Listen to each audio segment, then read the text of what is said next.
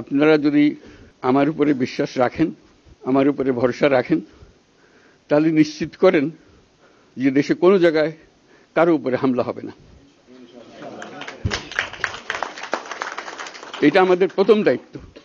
এটা যদি আমি করতে না পারি, এটা আমার কথা যদি না শোনেন আপনারা, তাহলে আমার প্রয়োজন এখানে নাই। আমাকে বিদায় দেন, আমি আমার কাজে থাকি, সেখানে আমি ব্যস্ত থাকি। যদি আমাকে প্রয়োজন মনে করেন, তাহলে আমাকে প্রয়োজন মনে করলে আপনাদেরকে দেখাতে হবে যে আমার কথা আপনারা শোনেন। আমার কথা না শুনলে আমার কোনো প্রয়োজন নাই। আমার প্রথম কথা হলো, আপনারা বিশৃঙ্খলা থেকে দেশকে রক্ষা করেন, আপনারা সহিংসতা থেকে দেশকে রক্ষা করেন, যাতে আমরা যা যা আমাদের ছাত্ররা আমাদেরকে পথ দেখায় সেই পথে আমরা এগিয়ে যেতে পারি।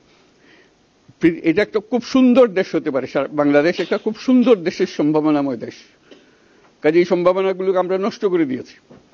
এখন আবার সেই বীজতলা আবার তৈরি করতে হবে, আবার আমাদেরকে জেগে উঠতে হবে। তারাই এই বীজতলা তৈরি করবে, তাদের হাত দিয়েই হবে, এবং তাদের দিকে আমরা তাকাবো এবং আমরা তাদের নির্দেশ মতে আমরা অগ্রসর হব। এখানে সরকারি কর্মকর্তা কর্মচারী যারা আছেন, সেনাবাহিনী, বিমান বাহিনী, নৌবাহিনী প্রধানরা যারা আছেন, তাদের প্রতি অনুরোধ, আমরা একটা পরিবার, এইটার মধ্যে যেন আমাদের গোলযোগ না হয়, আমরা একযোগে একসাথে চলতে পারি এবং আমরা তড়িৎ গতিতে একটা সুন্দর বাংলাদেশ গড়ার পথে এগিয়ে যেতে পারি।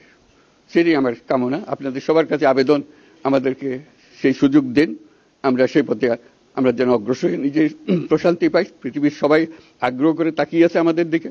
এখানে যখন ছাত্ররা রাস্তায় নেমেছে, পৃথিবীর সব জায়গা থেকে অভিনন্দন এসছে, যে তারা অবাক হয়ে গেছে। আমাদের তো গা শিউরে উঠেছে, প্রতিদিন যা হয়েছে অবিশ্বাস্য কাণ্ড। তাদেরও এটা স্পর্শ করেছে, তাদের তরুণরাও জেগে উঠছে আমাদের ছেলে মেয়েদের এই অভিজ্ঞতা থেকে, তাদের এই সংবাদ থেকে তারাও চোখ জেগে উঠেছে আমরা কি করতে পারি। কাজে আমাদের কাজ হবে এগুলো সম্পূর্ণ করা। আমরা আজকের থেকে শুরু করলাম, সেটা আশা করি আমরা দ্রুত গতিতে এগিয়ে যেতে পারবো। সবাইকে ধন্যবাদ।